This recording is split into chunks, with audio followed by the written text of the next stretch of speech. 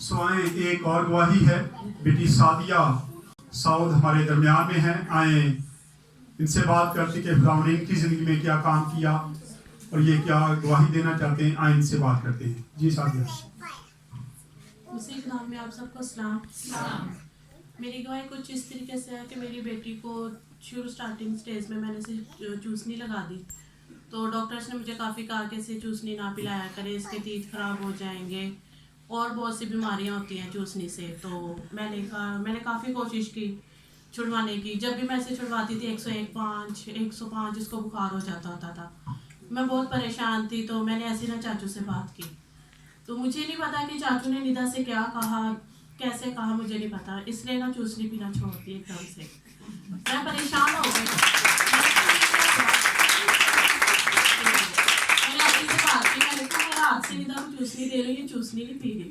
तो आंटी मुझे कहती कि आपके चाचू ने इसे मना किया, या आपको चाचू ही बता सकते हैं चाचू ने क्या कहा कि इसने चूसनी छोड़ दी। मैं एक दिन इनके घर गया, तो ये मेरी गोद में बैठी थी। आपको पता है ये ज्यादा हमारे पास ही होती है, तो मेरी गोद में बैठ के चूसनी पी रही थी। तो मैंने कहा कि मिडो, मैं इसको मिडो कहता हूँ, मैं क्या मिडो आज के बाद चूसनी पीनी, फेंक दे पीछे।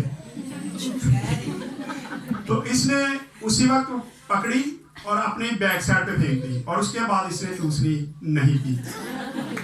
ये छोटी सी बच्ची के लिए हुक्म आ गई है।